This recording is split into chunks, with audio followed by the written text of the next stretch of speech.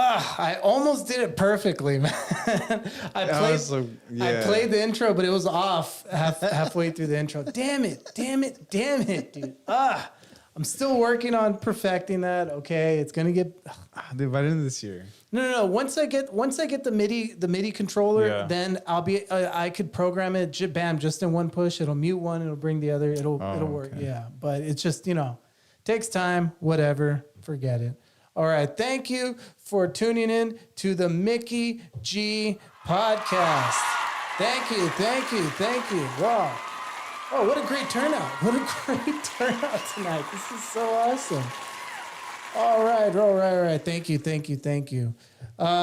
There is plenty going on in the news today. And once again, we are a topical show. That's what we are now. That's what we've become. Yes. And today's topics. And we are trying to change the world one topic at a time, right? Hyperskiller. Oh my gosh. All right. Dude, like he told Jerry today in class, if you watch this show, you just might learn something new. All right. Okay. First off, JB, you have anything to add at all? No, I thought this week, for the first time ever, and this is actually a really, really huge deal. This is, and I don't even know how to introduce it. This all started off as, or actually, I don't even know how this started off. Mark Zuckerberg has started seriously getting into MMA. Not just jiu-jitsu, but MMA training. Yeah, I've seen pictures of Zuckerberg at tournaments. Yeah, in general, and he's a huge MMA fan. Okay. Like a huge MMA fan, and he's really, really taken to it. If you've seen him on the Joe Rogan podcast, he's almost like, where has this been all my life? So you're Team Zuckerberg? Okay, why are you asking if I'm Team Zuckerberg? Because as of recently, Elon Musk. I don't know if he said it in the past, if he said it recently, but they had it had been put out that Elon Musk had said that he would fight Zuckerberg in a cage. And so Zuckerberg so Elon Musk says this and on Twitter, and Zuckerberg replies on Instagram through an Instagram story, and he says, "Send location." And so this is a note to Khabib. And do you know what? Let me play the video where Dana White talks about it. Let's bring it up. Okay. That's why I'm Team Elon, because Zuckerberg's Team Khabib. Do you know? To be honest, Elon's Team McGregor. Dude. Look, I'm a little team. I'm a little bit of Team Elon. It would be. It would be pretty cool if Elon won. He's representing South Padre Island now, dude. But if I'm being totally honest, I have a lot of respect for Zuckerberg now that I've seen him really take MMA seriously. I never liked the guy. All right, whatever. Let's play the video. I'll fight Zuckerberg. There you go. Be excited about this. Is there a possibility this is really going to happen? Well, just to give some clarification. So what he said is Mark Zuckerberg responded with "send me location," which is something that Khabib Nurmagomedov says when people challenge him. So that was what "send me location" meant. And I was talking to both Elon and Mark last night. Both guys are absolutely dead serious about this. Now, wait. Tell us why you say that. Because they both said, yeah, we'll do it. They both want to do it. Mark Zuckerberg hit me up first and said, is he serious? And I said, I don't know. Let me ask him. I asked him, and he said, yeah, I'm dead serious. Obviously and I agree with you, Harvey, this would be the biggest fight ever in the history of the world. Two billionaires. Bigger than anything that's ever been done. It would break all pay-per-view records. These guys would raise, 100%. hundreds of millions of dollars for fight. Charity. And, you don't have to be a fight fan I to be disagree. interested in this fight. Everybody would. Hold on. I totally. They're billionaires. If they wanted to fight, why not make it No. like a platform, How embarrassing would it be if they put out their fight on just a crappy platform to where the stream The stream, just like for the stream, money, the like- stream breaks. It gets over flooded. You know what I mean? Like, what do you do if you're a billionaire and you take part in something that you've never taken part? You pay for your service. Exactly. You pay for third party services. Who better to pay for it than who better to pay? And they don't even have to pay. Like at that point, like, okay, whatever. Who better than the UFC that puts out large fights? What do you know mean, what I whatever? No, I mean, whatever. Well, what I'm trying to say is that that's even besides the point because they wouldn't even need to pay the UFC. The UFC would welcome them with open arms and just we'll all take a cut of the pay-per-view. Yeah. Exactly. This is, and okay, I want to keep listening to what he's going to say because I agree with it. Would want to see it. So I'm picturing Jeff Bezos sitting right next to the octagon, going, maybe I could take a mic. Bezos could ref it. So here's the question. Look, we've seen That would be Zuckerberg awesome. Doing, look, he doesn't can fight. know. I mean, by the accounts of people he's been training with. Well, we've seen it. He's been in contests. He can fight. But does Elon have any combat sports background, or is he just going in winging it? Mark takes the sport very seriously. He trains very hard. He actually is good at jiu-jitsu. He's good at stand-up. And Elon tells me that he's done martial arts. He's done jiu-jitsu. And he says, people might not think this of me, but I've been plenty of fights growing up in South Africa. So, and by the way, I've read a lot on Elon, and that's absolutely true. Dana, That's let's get down awesome. to business because that's my area. I want to know That gets what me excited. you're planning because this would be, you would be at the helm here. So is this something you're taking seriously? Is it something you're already trying to organize? Give us a lowdown. So, yeah, I'm taking it very. Lorenzo Fertitta called me this morning. Station Casinos in Las Vegas is putting a lineup on this today. Wow. Odds for And Zuckerberg yeah, versus I'm Elon thinking, Musk. Listen, if these guys are serious, I make fights that people want to see. That's what I do for a living. So if they really want to do it and they're serious and we can figure it out and figure out a way to pull this off, I would absolutely positively do this. And did they both say that they absolutely would only do it for charity? I don't think either one of them need any money. So No, they definitely don't need it. yeah, I don't think it would be a money thing for either one of them. I think they would both, they both talked about how much that they could raise for charity. It would be a massive number. Do we have a rough date? Are we talking later this year? Are we talking next year? How much training time do either of them want or need? That's a good question. Probably spent an hour and a half on the phone with both of them last night. I don't know. These are early stages. We'll see how it plays out.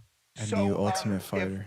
If you do this, is there an undercard? Is this just a one-off? Because I got to tell you, You got someone in mind you want to fight? In our morning meeting today, I asked the room who would not watch this fight. No one raised their hand. So is this a one-off, sort of like Floyd Mayweather and Conor, or do you actually do a full fight where they're the headliners? This transcends I think fighting. You build a real card with real guys that you wanted to give some exposure to, and People who could they care said that less there's some really about fun fights on the MMA card, would watch this. and they're the main event. This is how What's it you going to get cost that. us to watch? Probably $100. What do you think, Dana? I mean, you're so good at this. What do you think you would gross in something like this? I think it would be the biggest fight of all time was Floyd Mayweather and Conor, and I just think it triples that. I think it triples what that did. There's no limit on what this thing could make because, like you were saying in the room today, you had a room full of women and men. Some No are probably limit. fight fans. Most are probably the moon. not. Everybody would watch it. Everybody would want to see it. Well, Because everybody has strong feelings about both men, whether you like them or don't like them. And it also traverses sports, entertainment, politics. I mean, this becomes almost political in a way, right? You're absolutely right. No, this is the biggest fight that could ever be made in the history of the world. It's that big. Oh my! The biggest God. fight that could ever be made in the history of the world. That's why I say so many people complain that this is. I'm not against it. This is a simulation. The world's going to crap. All this stuff. This is the best time to be alive. Who trains Elon? Dude, that's not even a question, dude. Like everybody's gonna come at his feet to like, we'll train you. Forrest Griffin. That's not even the question. What's his like style? You think like This is the greatest time to be alive. Forrest Whitaker? Like to where we could actually see people on this level with this much notoriety, billionaires. Like one owns Facebook, one owns Twitter, and they actually physically fight each other. That's awesome. But I'm saying that's why like who would train Elon? Who would train Zuckerberg? I don't even think that's an interesting question, dude. Like Zuckerberg already trains with the gym, and it's already not that fascinating. You know what I mean? It's a good gym, but I'm just trying to say it's not. I don't know. It's almost like an Ultimate Fighter thing. You know, you got McGregor and his guys versus Chandler. It's insane. I can't wait for it to. Man, I hope to God it happens, dude. Like that would be awesome. I'm already freaking out thinking about it. And all you can think about is where are they going to train? Yeah, with who? Yeah, well, Zuckerberg. Like, do you know what? Let's see where Zuckerberg trains. Let's see if it's interesting enough to where it gets you excited. Because there was a post that said, I think it was one of the Gracies made a post, and it was like, Elon, if you want to come train and like you can come over here. Yeah. So it's like he was getting invited. You know what I mean by John Jones too. He reached out, or he didn't reach out, but that's not interesting to you, like at all.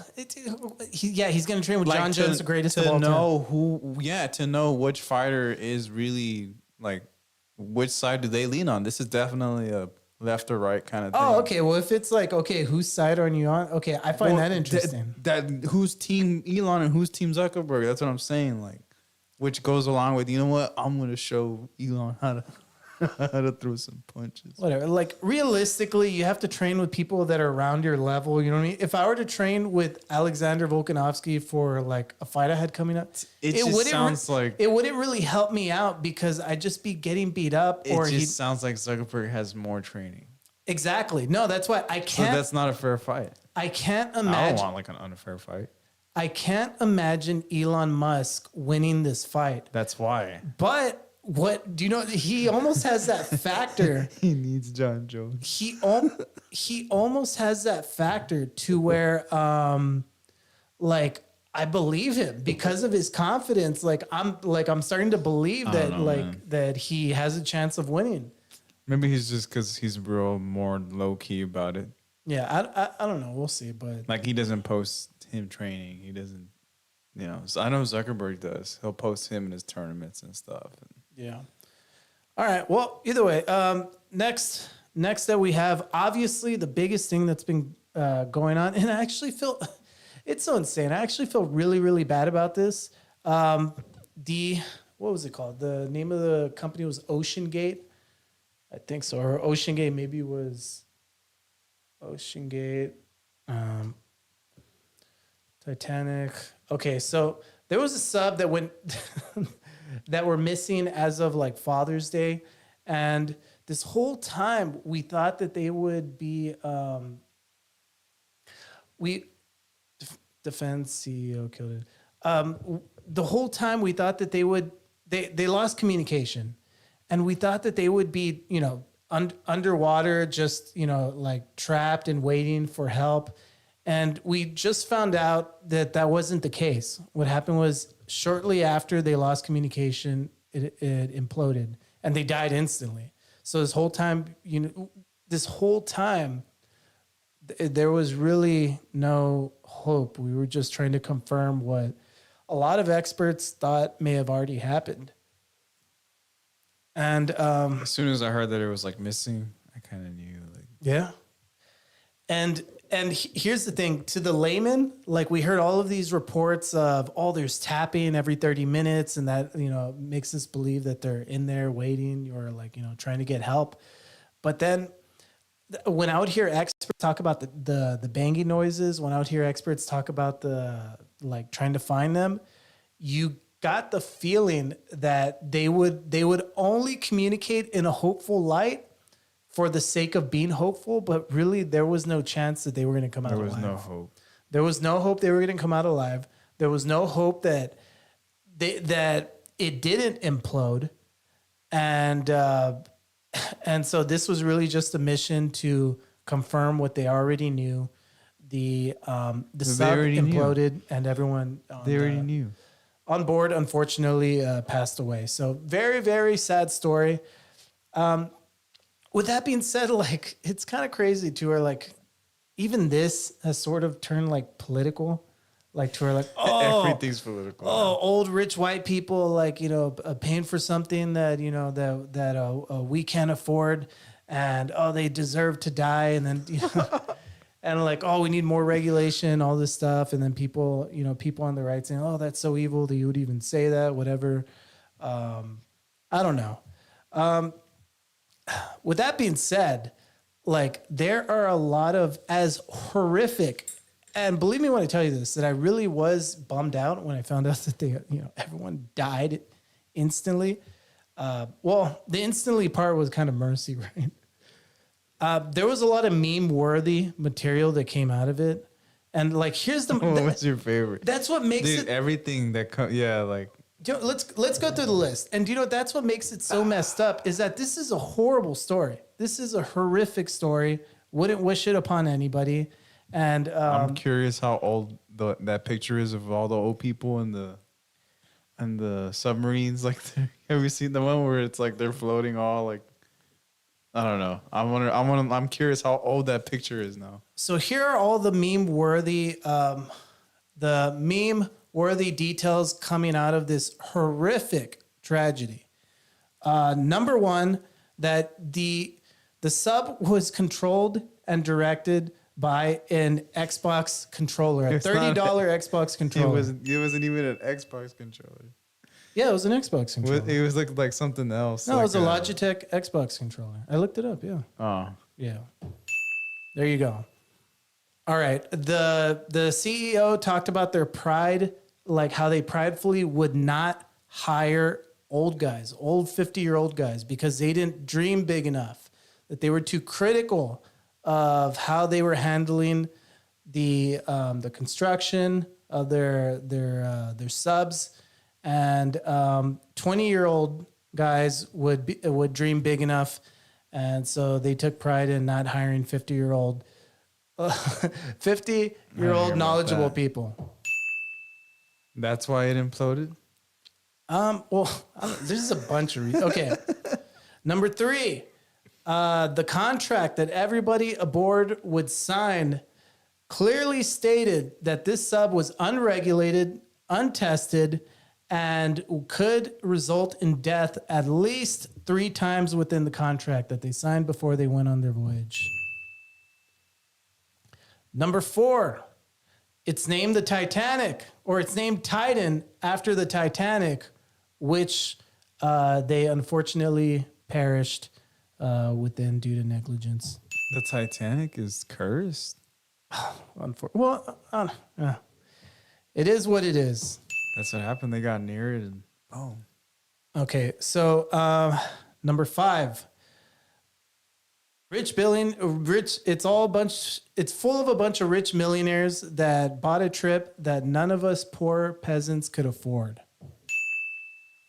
And unfortunately, it led to their demise. And do you know what? Another piece of irony is why would they even go on this voyage to begin with? And you would think that maybe what made them feel like it was worth paying for something that risky was that it cost millions of dollars to do. So like, hey, they wouldn't charge us all this money if it wasn't safe. Number 6, their son, one of the millionaires, one of the people aboard, their son went to a Blink-182 concert and tweeted about it during the what's it called? When they were looking for the search? When they were during the search. There you go. I don't know why it took me so long to articulate. Mickey doesn't know search. I'm learning these words. It's right there on the fucking screen. Oh my gosh. Okay, and also he had horrible seats. So for somebody that's a millionaire, that their family well, is now he's a billionaire, Mickey. Yep. Yeah, he was sitting way in the back, which was really odd. Probably more private. And also really thirsty guy too. Like he was, if you look at his tweets, he's like, pray for my family. And seconds later, he's retweeting like some OnlyFans girl and saying that he wants like, I don't know. It's very creepy stuff. Very thirsty stuff. I don't want to say creepy. He's a kid. I don't know. He's old. Whatever. I don't know. Yeah. Don't ask me. That was number 7. All right. And I don't know. I think that's it. Was there any other that? I don't know. Yeah. Any other meme-worthy things about it? Actually, with that being said, Oh, the whole war between. There is something else. The fact that like that whole the woman would go and rescue the man if that was them, and it's like no, you wouldn't. Like you wouldn't do. You know what I mean? That what are you whole- talking about? That there's a bunch of memes of that thing, like that whole bit. Like, oh yeah, if that was you, like say Priscilla was like, oh yeah, if that was you, I'd go save you, whatever. Like, Yeah. and then it's like, no, you wouldn't. Like, you're just kind of just saying it. You know what I mean? Like, I haven't heard that, but we'll edit no, it. it's just like there's just different memes that are being made, but that's the whole idea. Like, you know, I don't know. Yeah, so very, very tragic incident. Unfortunately, even on top of that, very meme-worthy incident. And so, rest in peace, everybody. Rest in peace, the Titan. You all will be very missed. You all will be missed very much. This was a very ironic, horrible, I wonder horrible how old situation. that sub was. I have no idea, dude. Dude, and that was another thing I heard about it is that like, oh, do you know what that was? Okay, I forgot. There is another. Oh, I didn't put it on there. Okay, there's another ironic meme-worthy thing is that its shape had a little fin. Mm-hmm. That little fin was totally unnecessary at the end. The only reason why they added it was because it looks cool, and that was. So like it's so dangerous. You really got to like take everything into consideration at that much like pressure because it'll break apart. And so unfortunately that was one of the first pieces that they found of the broken up sub debris. So what was that, number 8? Okay. 9.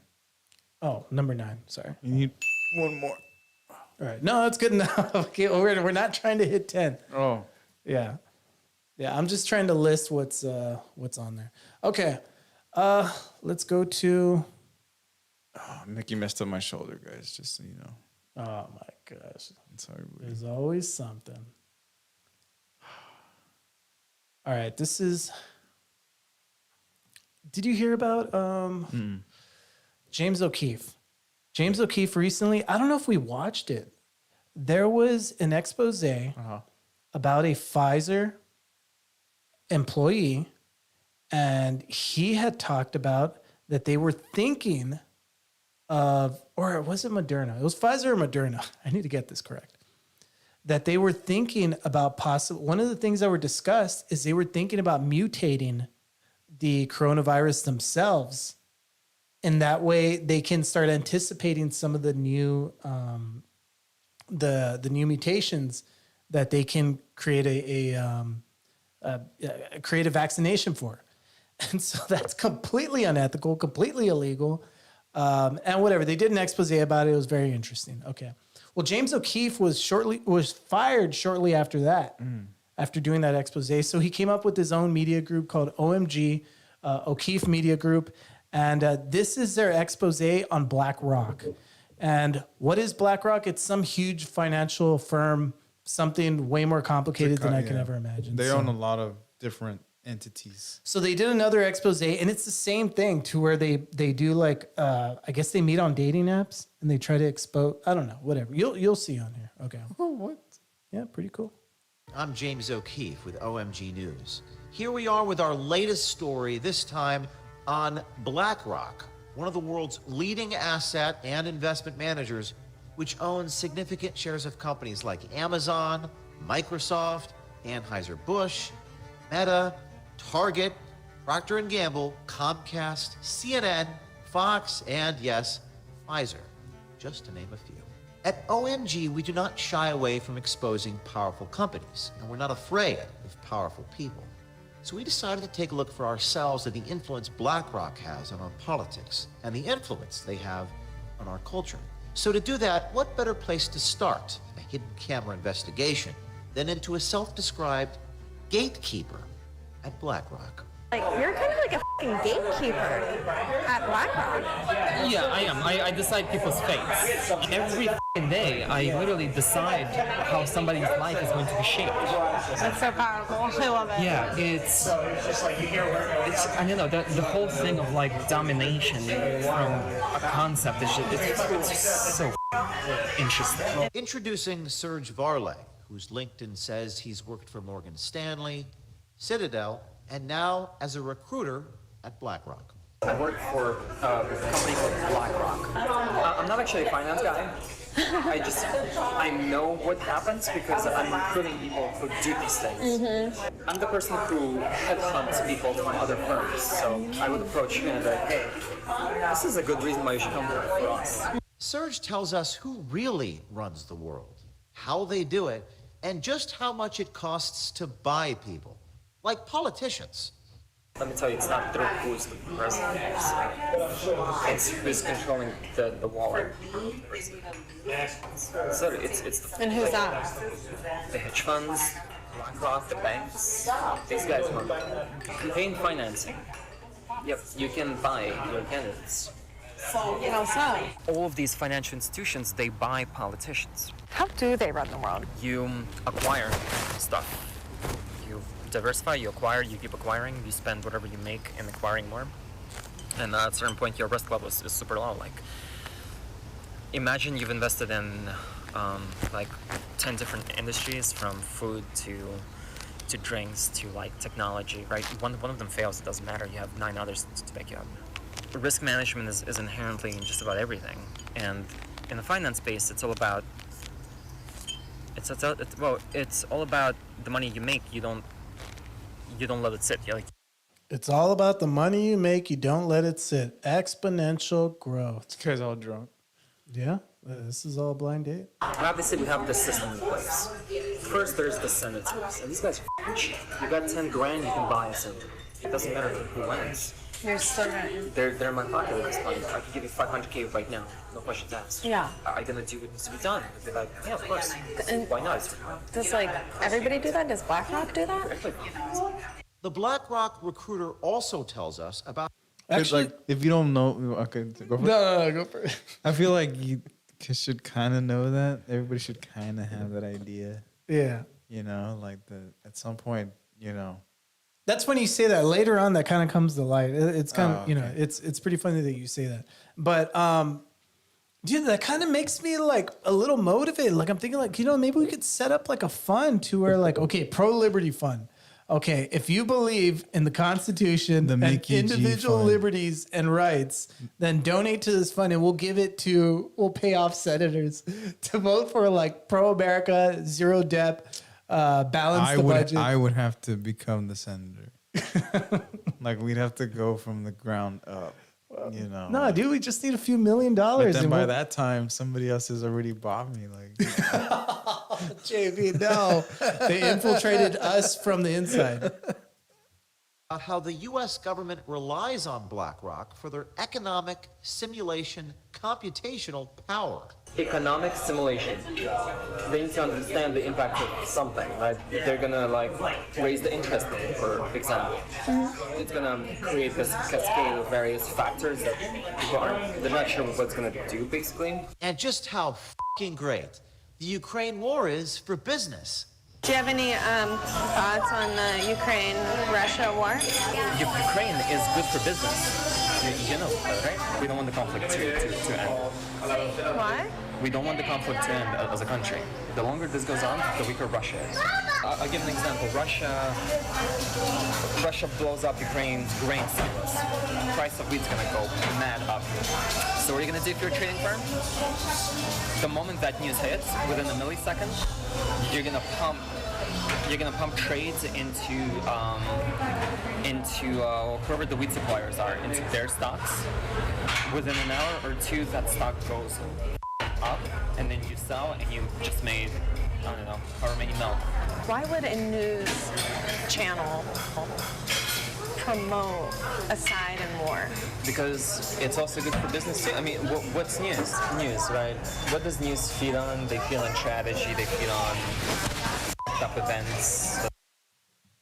That's what, and that's why like war. This guy seems so like laid back about numb to it all. Like exactly. And do you know what? It's because like it's just another like this is something can't that do anything about it. it's something. Hey, like not only do I know about it, but I know about this because I'm involved in it. I know And about it's this wrong, because yeah. it's my job to hire people to take part in all of this in all of this corruption. Yeah. And it's a part of the game. If I don't do it, some other rich company is going to do it. Somebody's doing it. Exactly. Yeah. No, you're wrong. You're not wrong. Somebody's doing it. It's just going to keep going and going and going. I'm just doing my job. Right. It's going to happen anyways. Similar to a run-in we had recently with the police officer to where like, oh, well, technically I could let you get away with He that should have here just arrested you. without IDing, but I'm just doing my job. This is what we do. Okay. Yeah. Okay. Fine. Okay. No, You know me. I don't know you, sir. you can't be the trendsetter. You should have been like, how do I know if you're a real police officer? You can't be the trendsetter. You can't set the standard because you live within the standard. Here we go. That's what people like to watch. So when it happens, it's good business. More viewers. When nothing's happening, watches news. I don't watch news. They're all pushing like the same talking point. Like you generally, when you look at news, like It's propaganda. Ukrainian economy is tied very largely to the wheat market, global wheat market. This is fantastic if you're trading. Volatility creates opportunity to make profit. War is real good for business. It's exciting when goes wrong, right? Surge also speaks on BlackRock-influenced news and even gave our journalists some tips. based on everything we know now, when they say to sell, does that mean we should buy? And so, yeah. It's like, Jim Cramer? If you do exactly the opposite of what he's advising, you actually make money. Huh? Yeah. It's called the inverse Cramer. They don't want to be in the news. They don't want people to talk about them. They don't want to be anywhere on the radar. Why not? I don't know, but I suspect it's probably because it's easier to do things when people aren't thinking about it. And when Surge was asked about insider trading and if Larry Fink recently sold $100 million in BlackRock shares, here is what he said. Larry Fink recently sold $100 million worth of BlackRock. Wow. Damn, Larry, that's not a good sign. The people who trade and make money, they do this the moment the information is out. Like, that's why, how he was saying, war is good for business. And, why is it good for business? Because it creates volatility and it also creates opportunity to start affecting where people's money goes. And because they're the first ones to know, okay, look, this place got attacked. We need to start investing in this area. We need to start putting our money in this area. And this is, you know what I mean? That's how we can make money. They all have the inside information. They all know what's going to go. And not only that, but they can affect how things are going to happen. And it just, I really don't want to make this a political thing as much as it's an anti-government thing, an anti-war thing, a pro-peace thing. You know what I mean? Why are we invested in all these countries? Why are we in war right? Why are we supporting a war right now? Why are we putting billions of dollars into this war? It's because we're paid off. In my opinion, based off of what I've seen, it's because there's too much of a financial gain from other people, not for America. It's going to hurt the American economy, but it's going to help me because I'm going to get a bunch of money that we go to war. War is good for us.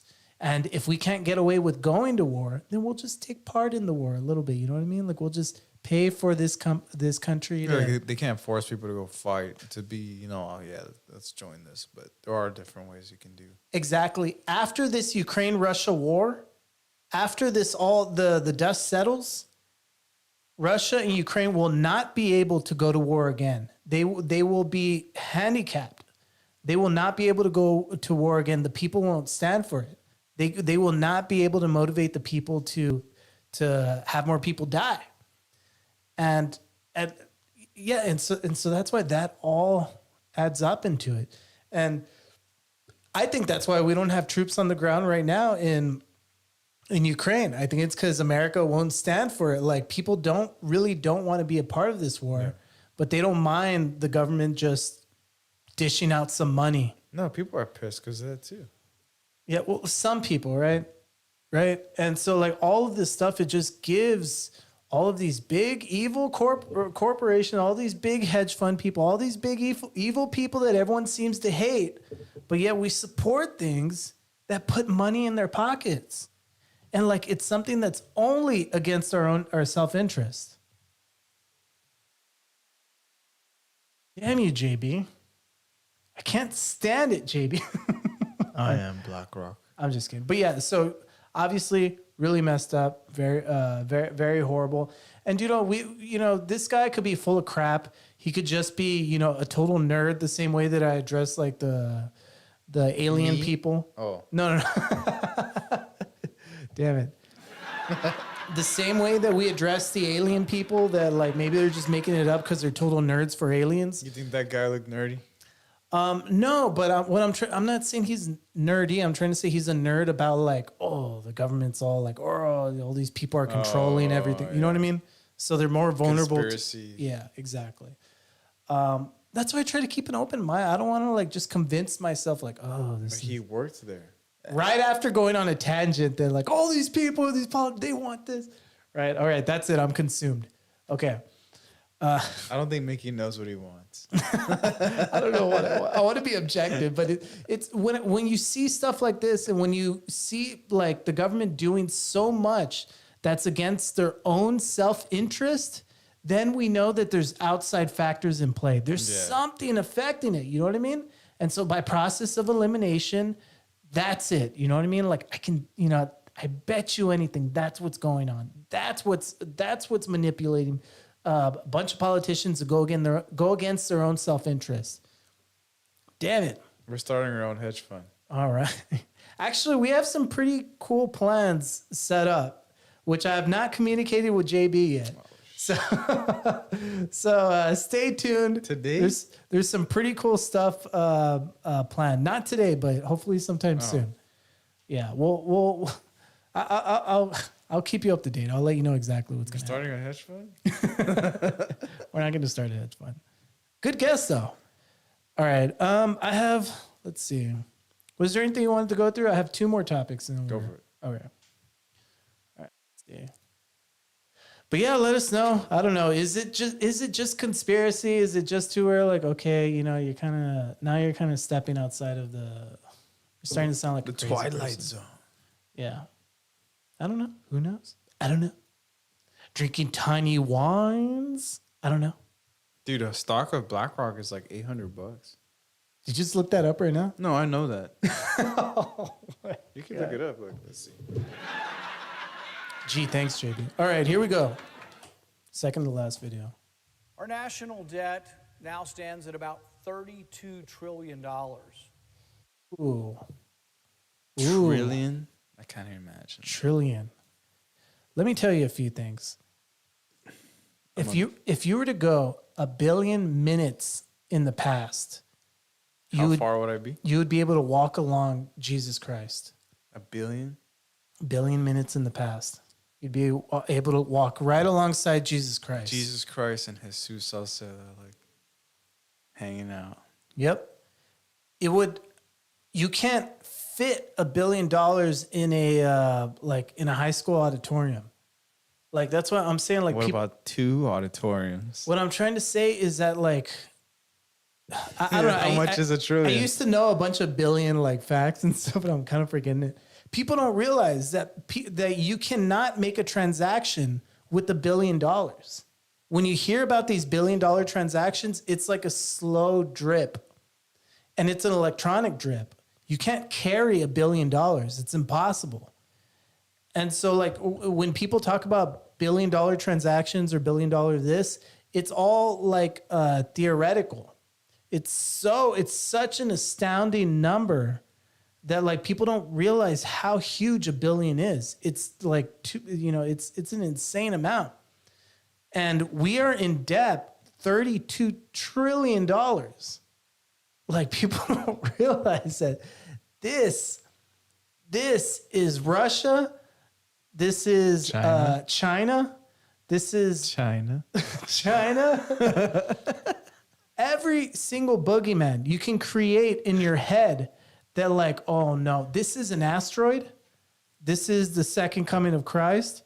This is every single boogeyman that you can create in your head. This is apocalyptic. This will destroy America. This is what's going to kill us. That's what they want. When we look back and we see that, oh, do you know, America is completely destroyed from the inside out.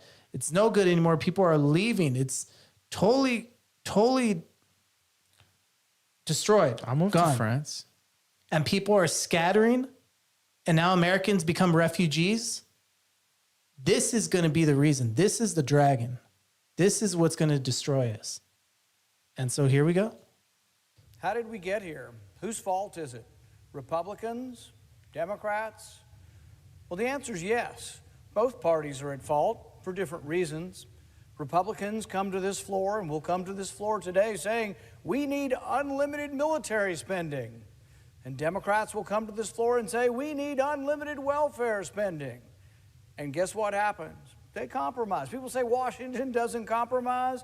They compromise all of the time. That's what this debt deal that's before us is compromise. But the compromise is always to spend more money.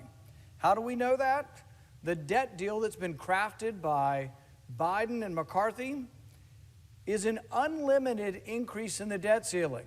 See, historically, when we raised the debt ceiling, it would be $100 billion or $200 billion or, God forbid, $1 trillion. It was a dollar amount. This debt ceiling will go up till January 2025. How many dollars will be borrowed? As many as they can possibly shovel out the door. No limit on the dollar amount. How much money can you shovel out the door until January 2025? That's how much we will spend. Is there a dollar amount? No. How much can you shovel it out, and how fast can you shovel it out? There will be no... That's what. Imagine making your budget. Where's that coming from, though? That's what I'm still like. Imagine being in incredible debt and your wife telling you like, well, look, we just need to get a little bit more into debt and then we could, figure a way out. And so you guys compromise. And you don't compromise in like, okay, we'll only make this purchase or we'll only spend this amount of money. No, the compromise is, okay, until the end of the year, that's our compromise. Until the end of the year, you can spend whatever you want. You can dig us in as deep of a hole as you want. That's our compromise. That's insane, but that's typical. I feel like I was there once. No restraint from this debt deal. There is a pretense. There is a playing around the edges as if, oh, there might be a cut here or there might be a cut there. There are no cuts. Why? 2/3 of your spending is entitlement spending. The on-budget entitlement spending is Medicare, Medicaid, food stamps, and other programs. They are called mandatory, and no one ever looks at them. They go on in perpetuity. This is what drives the deficit. Who took them off the table? How come there's no discussion of this? Actually, Republicans took them off the table because they fear being criticized by the Democrats. It's being used in the presidential campaign. Let's not talk about the entitlements, but that's 2/3 of what gets spent every year. So if you don't talk about the entitlements, if you don't talk about mandatory spending, you're frankly not a serious person, and you will not make a serious dent in this problem. That is the argument. That's the elephant in the room. To where, look, we're in this crazy amount of debt together. And the only thing that can make a serious dent in our deficit, we can't talk about. There will never be a president within our lifetime that will say, I'm going to cut Medicare, I'm going to cut Social Security.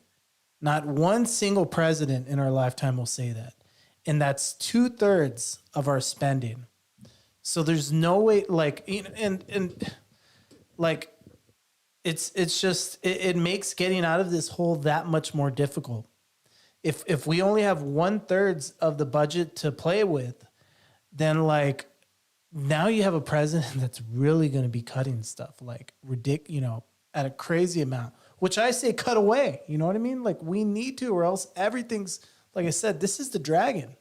We gotta tear it down. We'll see. So we've taken off the table all mandatory spending. No discussion of it. Does this mean they're in good shape, that Medicare and Social Security and all these programs are in good shape? Heck no, they're not in good shape. They're all running out of money. They're headed towards bankruptcy. Is anybody brave enough to reform them? No, not a damn thing's going to be done for any of them. But when you take them off the table, take all the entitlement spending off the table and do nothing about it, now we're down to 1/3 of the budget. So now you're going to try to do budgetary reform while excluding 2/3 of the spending on 1/3. But it's worse than that. The 1/3 they call discretionary spending. It's about $1.6 trillion. Half of that's military. So they took that off the table. So mandatory spending, entitlements, is going up 5% under this deal, because that's what it's been doing for years and years. It's going up at 5%. The military is going up at 3%. So what are we left for? What are we left looking at? We're looking at 1/6 of the budget, somewhere between 15 and 20%. A small sliver of the budget. It's called non-military discretionary, and they think we're going to do some kind of fiscal reform on that small sliver of government. Well, guess what? You can't do it. You can eliminate all of the non-military discretionary money. Leave the mandatory in place, leave the military in place, increase them, eliminate all of this other chunk of money, and you still never balance a budget. See, there was a time when there was a conservative movement, and the conservative movement had a voice in Washington. There's still some voice, but not much. But there was a time when people on the conservative side of this said, well, in order to be a thoughtful, rational, realistic, strong response to the budget deficit, you would have to balance your budget in 5 years. In fact, we voted on a constitutional amendment in this body, and every Republican voted for it. But it said you had to balance 5 years.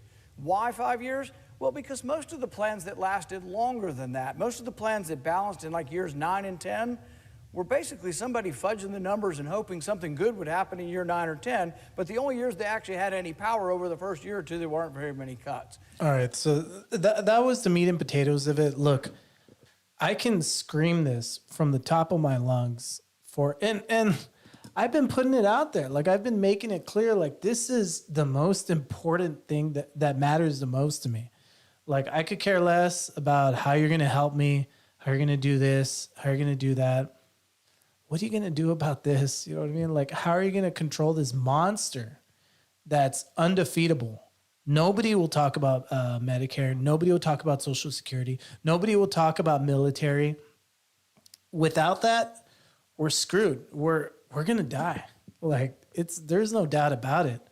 And so, like, I've been yelling this for so long, and nobody cares.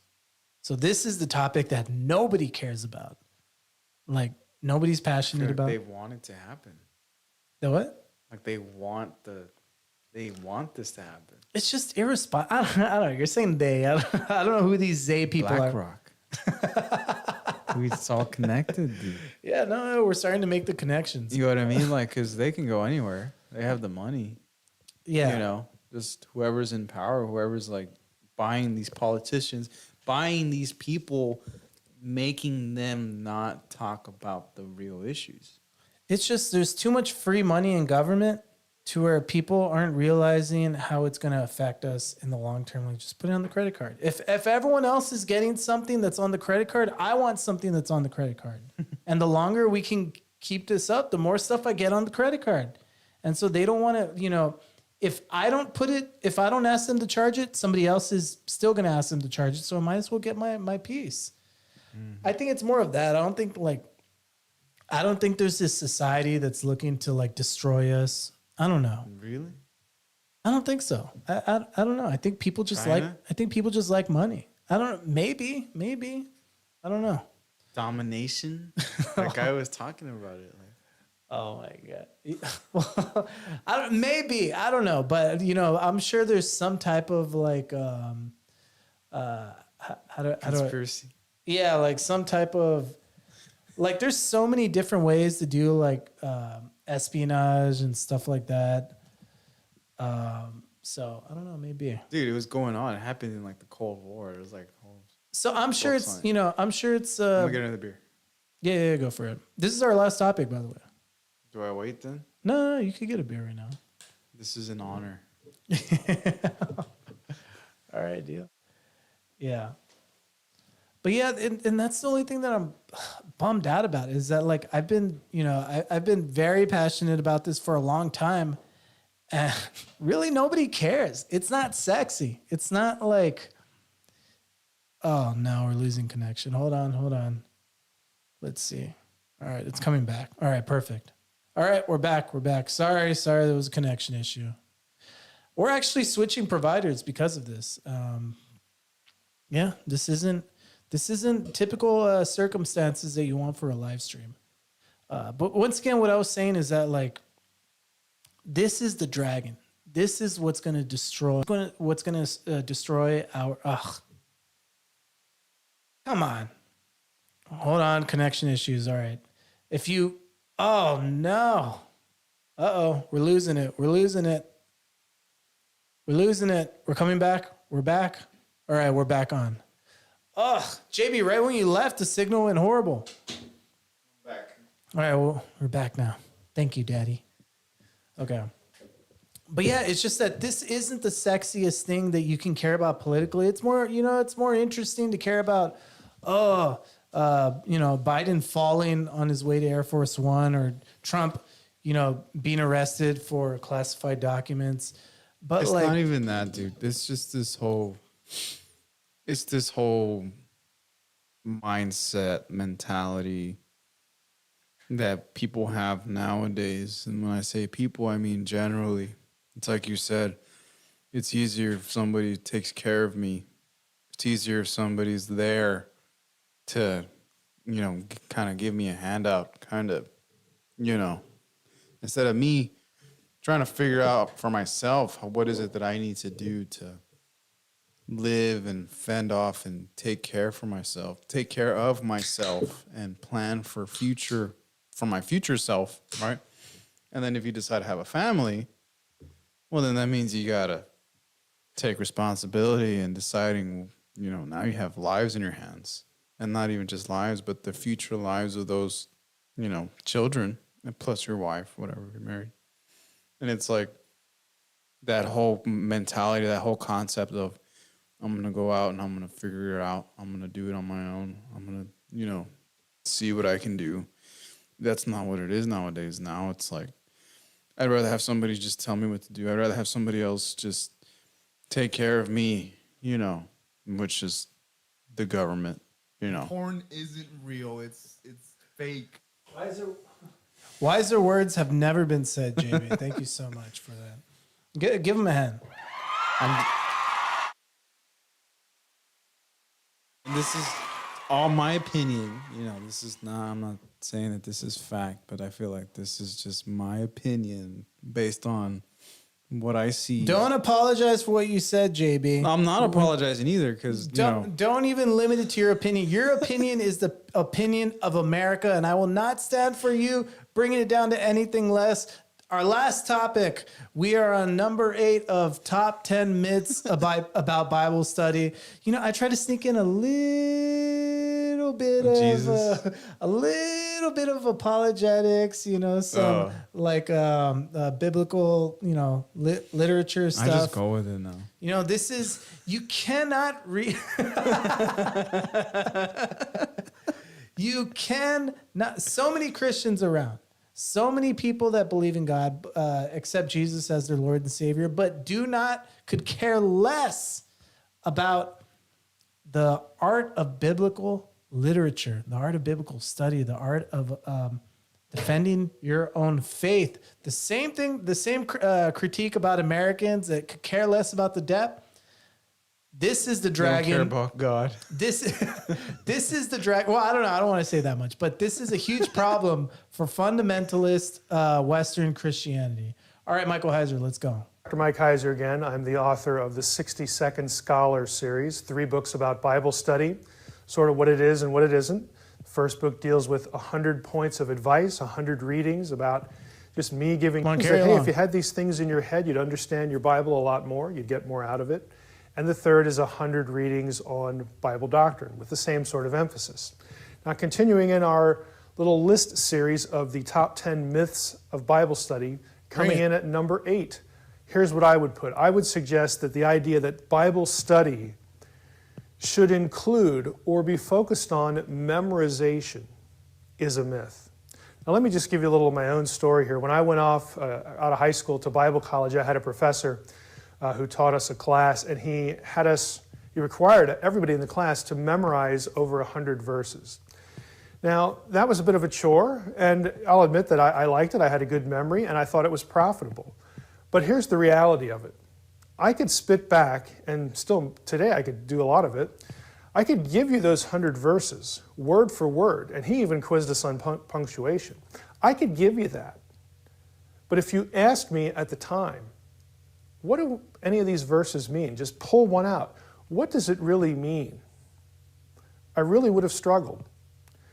I would suggest to you that instead of sort of using Bible study as some sort of memorization time or memorization tool, even though I have nothing particular against memorization, I would suggest to you that thinking is better than memorization. The goal of your Bible study time should be to learn to think well about Scripture. Again, to master the content and the goal of understanding kept always in view. So thinking is better than memorization. Exactly. And you know, a lot of, what's the number one thing that when you go to church, the pastors do? Oh, Jeremiah 29:11. I will not. I don't even know that one. No, For I have plans for you. It's not even memorized. Like it's all in the projector, and they read it from the book. And No, but a lot of pastors do that to where they'll say the verse and they'll or they'll quote a scripture and they'll try to and you know this is a story. It's an entire book. Who else talks about books like this? Like if I were to ask you about a I don't know, your favorite book. What's your favorite book? Game of Thrones, dude. Let's go. All right. If your favorite book was Green Eggs and Ham, and you were like, okay, Green Eggs and Ham 411. I do not like them, Sam I am. You wouldn't know what I was talking about? No, I would know what you're talking about. What I'm trying to say is that nobody else talks about books that way. Nobody else just quotes a verse from. However, do you know what they would do in Hebrew tradition? They would say, and the equivalent would be, I do not like them. I do not like. I don't even know the freaking verse. No, I do not like them. Like them, Sam I am. I do not like my green eggs and ham. Okay.